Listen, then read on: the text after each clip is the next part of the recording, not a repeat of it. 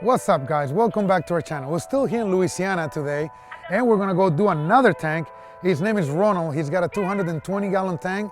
This thing looks phenomenal. I've seen pictures already. It's tons of Acroporas. He's been doing this hobby for 30 years. Invite us over. So let's go inside. Let's go check him out. Come on, guys.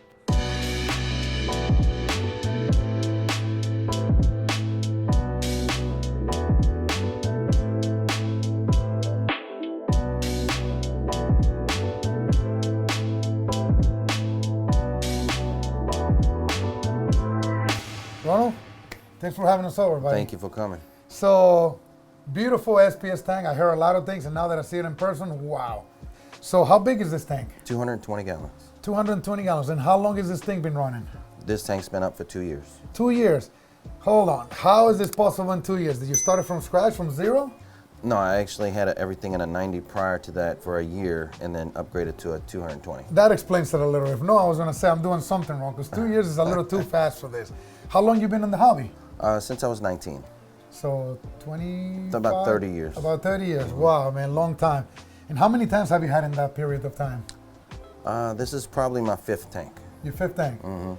Technology has changed a whole bunch since then. A lot, yeah, it's changed a lot. So is it fair to say that your passion is mainly SPS, Acroporas? Very much. I used to be into the leathers, the softies, LPS, but now it's grown more towards the SPS. When do you get the bug towards the SPS? Recently? Maybe about a year ago, I really got a bug for it. In fact, I used to have a huge devil's finger leather in this area. As you can see, this area is a little bit more newer? a little less developed. Gotcha. So I got rid of that and transformed it into an SPS area. Well, I'm glad I didn't get to see the leather, and I get to see all these agro, because these things are going crazy. They're super, super happy. So let's just start with the corals, since we're talking about corals. So you got this Stylophoras right here. They're getting huge. You got your torches, your frog spawns, a little bit of leathers. You got a Monty growing over the glass. Yep. Clove polyps going crazy. Yep. Man, I mean, what's next? Hopefully a bigger tank. A bigger tank. I was going to say, because, well, guys, when you see Montiporas growing on the glass, clove polyps growing on the glass, more Monties in the glass, I mean, this thing's growing on the overflow. This is one of the biggest coral warfares I've seen in a long time. These things are going crazy, crazy. What's your favorite coral here? I would have to say the Walt Disney. The Walt Disney? Yeah, The WD, absolutely. huh? Yep.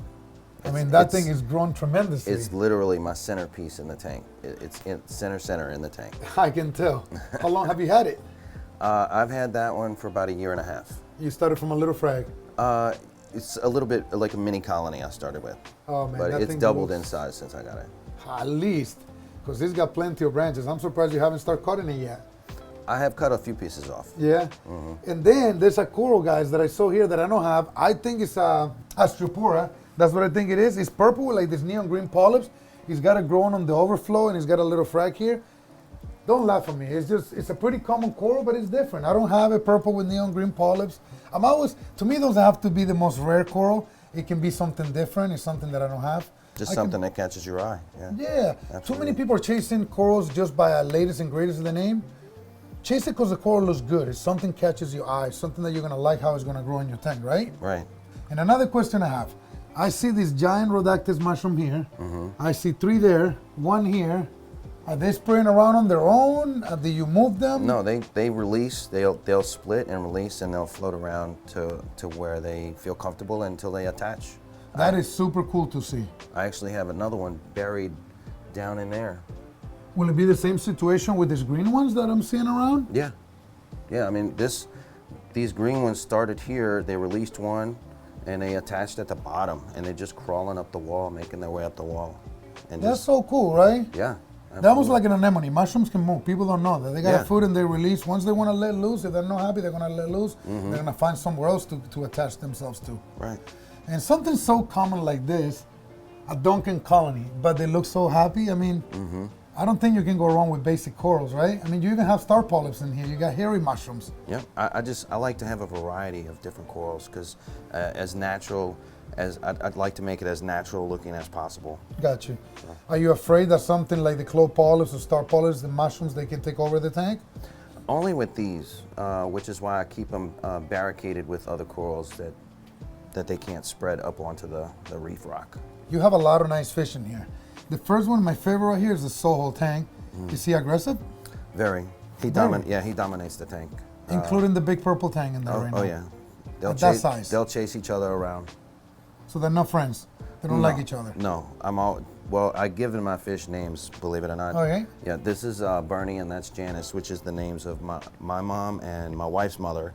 And I'm always telling Janice to leave Bernie alone, and my wife just starts laughing because our mothers are fighting, basically. Got you. And I see you got a Royal Grandma over there. Mm-hmm. You have a Scopus tang. Mm-hmm. And Copoanthius. Yep, there is. And the 6-line wrasse, he likes to bury himself in the sand. He keeps your sand nice and clean, right? Yeah, well, he keeps this area clean. Oh, he always goes right in there? Yeah, that's the only place he sleeps. For real? Uh-huh. He's got like a bedroom and everything. I guess so. Yeah, he made his little house right there. That's pretty cool. Do you clean the sand at all? No. No? I never disturb the sand. Do you have any critters cleaning the sand whatsoever? Just some conchs and some crabs, various crabs. Okay. Mm-hmm. So some conchs, some crabs, snails, blue-legged hermit crabs, anything, yeah, shrimps, I do have a anything couple of those. I have a coral banded shrimp, and I have a couple of harlequin shrimps. Harlequin shrimp, just to keep the Asturinas at bay? Yes. Okay, can we go into your lighting? Because I know something special that I'm about to show people. Yes, These guys are a little crazy with this light, so get ready to see these guys. So what do we have here? I have 4 AIs, which are not on right now. The primes? AI primes, yes. Okay. And I have 2 of the tuna blues, but the small ones. But my main source of light is the Orphic Atlantics. Okay, and you have how many of them? I have 2 of the compacts and 1 regular in the middle. Okay. I have 2 Orphic light bars. Okay. An AI prime light bar. Okay. 2 Viper Spectras, 1 on each side. You have enough? I think so. We should add a little more, guys. I don't think he's got enough light. So I was telling you, I think you got too much light, so you got a lot. I do, yeah. In fact, I actually turned some down. You have? Which ones did you The turn AI down? primes I had to turn off. I think it was getting just too much light. Yeah, just by looking here, it's only like 4 or 5 pieces that look a little bleached. The rest looks good. So I think you're not too far off. I think it's very little what you need to adjust. I wouldn't do too much, and by shutting those in the middle off, I think that should be plenty. Mm-hmm. How many hours were you turning those lights on? 8 hours. 8 hours. Those extra ones? Yeah, 8 hours. Okay. Play with them. Maybe you turn them down to start with maybe 3 hours a day and see where it goes. Bro. Okay. What are you doing for flow? For flow, I have an AI 5 here, but my main source of flow is Those are the ice caps? No, that's not the ice caps. gyro? Max Spec gyro. Okay, Max Spec gyro. Max Spec gyro. So you got 2 of them. 2 of those. You got one smaller one here in the front. A 2K ice cap, yeah. Okay, and then you got 2 Neros. No, this Nero is over here. And what is that over there? That's the Jabeo. Okay, so you got 2 Jabeos. 2 Jabeos. And 1 Nero over there. Mm-hmm. So you got 1, 2, 3, 6 power heads all together in the entire tank? Yep. Okay, seems to be like plenty of flow. Do you notice as the coral's been growing more that you have issues delivering flow in certain areas in the bag? Yeah, and that's why I put these Jabeos here, because I was getting less flow in the middle of the coral where they were compacting. So I was getting less flow there. So I added more of the power heads to give them some more direct flow. Okay, and can we talk a little bit about your maintenance routine? What does it look like? So let's just start. Do you do water changes? Yes. Okay, how much do you do when you do it? I mix up a 50-gallon barrel. Okay. And I'm using about 35 gallons of that per week. So 35 gallons roughly a week. Mm-hmm. So you're looking at about 15% water change? Yep. That's a good number. You do it every single week? Yes. And can I ask what kind of salt are you using? I'm using Red Sea Pro. Red Sea Pro? I'm using a Red Sea Blue Bucket and the Red Sea Pro, the black bucket. Why are you mixing them? Because the black bucket is the alkalinity is too high, and the blue bucket, the alkalinity is a little too low. So you find if you mix them both, you get a happy medium. I get a happy medium, yeah, so I'm using half and half. I'm always learning something new, guys. You guys heard it here first. So you mix the 2 salts. Mm-hmm. You do water changes once a week, about 15%. Can you tell me some of your dosing? What does it look like? Do you do calcium, alkalinity, magnesium? I'm doing a 2-part dosing of the calcium and alkalinity, a soda ash and calcium chloride. Okay. Right here, and then I also have the calcium reactor that goes. Okay, that's from Geo. Right, the Geo calcium reactor. All right. And I also have the calc washer. Okay, a calc stirrer. Calc reactor. Okay. But I'm also dosing nitrate and phosphate on very low levels. They get about 2 to 3 mils a day. And I'm also using Acropora, AB+, and the KZ system, the KZ coral system. Gotcha. But I don't use the number 3 because that's the amino acids which I'm getting from the Acropora. Yes. Okay, in the kalkwasser, can you tell me how you're dosing it? The kalkwasser is actually mixed in my top-off water. Okay. But during the day, I'm getting more evaporation. Whereas at night, I'm getting less evaporation, so it's taking in less kalkwasser. So as you're taking in less kalkwasser, the pH of the tank tends to drop it more at night. So I have this calc reactor that is going through my pH. It's controlled by a pH probe. Okay. So as the pH drops, it'll turn on the calc reactor to pump kalkwasser in. It'll drip it in. Yes. It turns it on so it doesn't turns drop. it on. Gotcha. Right. So it combats the drop in pH at night. So it keeps it nice and level. Right, and it keeps the alkalinity stable. And controllers, are you using any controllers on the system? I'm using the Coral View controller. And where is it? I'm assuming on this side? Yeah, it's on this side here. So you got the Hydros controller. Mm-hmm. And can you tell me what are you controlling with it? Yeah, I'm controlling the pH. It's more of a monitoring system for when I'm out of town, but I'm also using that to control my calc reactor because that's, like I said, it's controlled by pH. So the pH probe goes through that, and when it senses the drop in pH, it tells the power strip to turn on the calc reactor. And is this a DIY item that you made here? Yes, it is. What is it, like an algae scrubber? It's an algae scrubber, yeah, I built it myself. And what made you build one yourself? I just wanted one that would be retrofitted to this sump that I also made. And plus, it's less expensive than doing it myself. So you made the sump as well? Yes, I made the so sump. So you are DIY guy? Yeah, you can cool. say that. Opposite of mine, I'm not too good at doing things. So you have some carbon here? Yeah, it's a little carbon. Okay. But I change that every week. I've been doing that for a little while now. But for a little while, I was just doing it when I needed it, like say if a mushroom got sucked into a power head. But I did notice a benefit when I ran it consistently. Clear water. Mm-hmm. That could be another thing. The water gets clear and then the light penetrates stronger. Right. So that could be some of the things, you know? Exactly, yeah.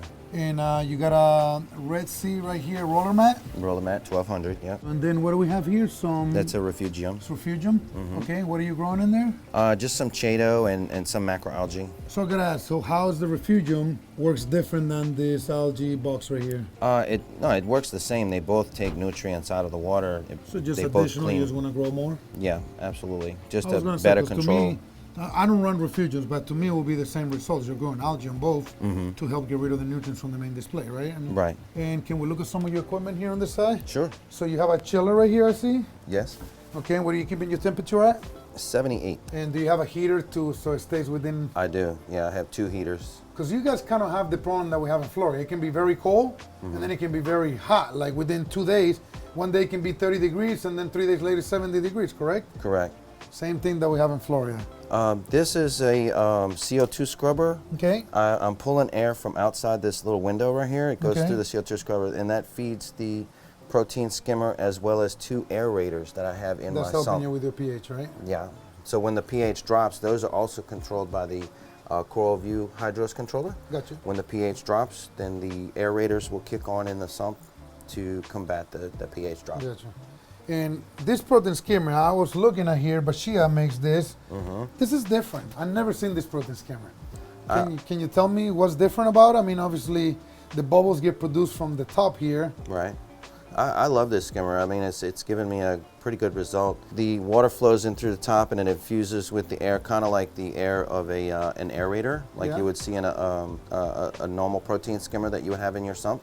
It sucks the air in as the water being pushed through, and it just collects at the top here. But you can control the level of the protein skimmer with this one little valve here. And have you had any problems with the algae growing in this chamber? No, not until now when we have all these lights on now that I could see it. So Gotcha. I might need to get in there next time. I mean, that's easy, but if you go coralline, then it's going to be kind of like a pain to scrub it off. Right. And I see you have also a UV sterilizer. That's the Pentair sterilizer. How many watts? 52, I think. That's pretty big for or a is tank. it, it's either 42 or 52. How often do you change it, the bulb? Once a year. Once a year is not bad. That's what I aim for, about 10 to 12 months. But it's definitely a big size for the size tank. Well, you know me, I want to go bigger tanks, so at some point, I kind of built everything to where it would be larger for the tank that I have. And can I ask what this is here, right here? Some extra canister right back there? That is an air dryer for the ozone generator. Okay, oh, so you're running ozone as well? Every now and then I'll turn on the ozone just for 1 hour. Just to, if I see the water starting to get a little hazy, I'll turn on the ozone for about an hour. You got carbon, you got refugium, you got ozone. Yes, but So I don't use the ozone all the time. It's like Okay, maybe that's once cool. every 2 weeks I'll turn it on for an hour. You say you're keeping your nitrates at about 30, 35 you've been having? Right now they're around about 35. A little higher than you've been wanting. Okay, and your phosphates? Phosphates, they run from 0.08 to about 0.12. So that's definitely a little bit on the higher side. But you're still dosing your nitrates and phosphates. Right. And you're going to continue doing even with those numbers?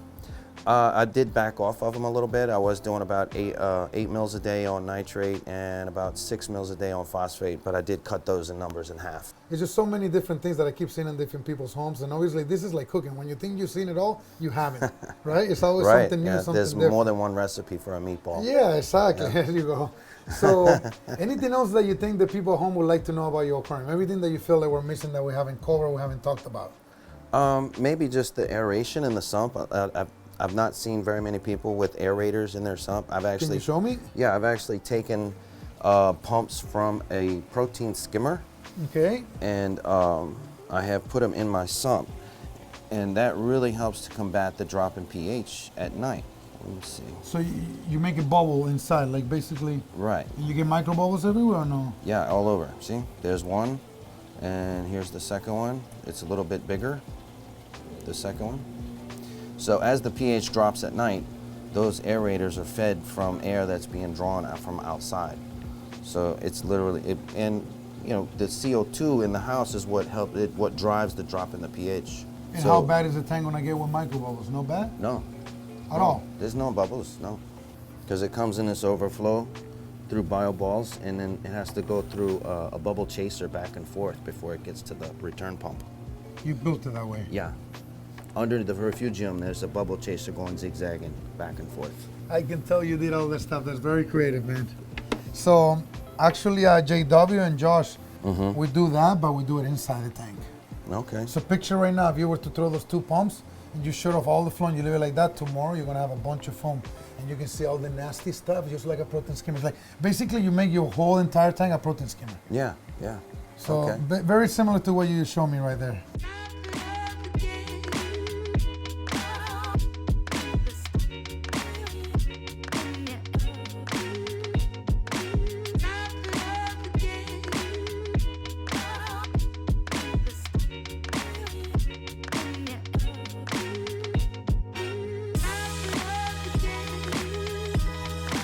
Thank you for inviting us over, man. Absolutely. This thing looks phenomenal. I can't wait to see it on video. You're gonna enjoy it when you see it. All of you guys, I hope you guys enjoyed this beautiful SPS eye candy, this mixed reef. Don't forget to subscribe to our channel. It really helps us a lot, guys, to create more content. Give us a like, post some comments below. We'd love to answer. We'll see you guys soon.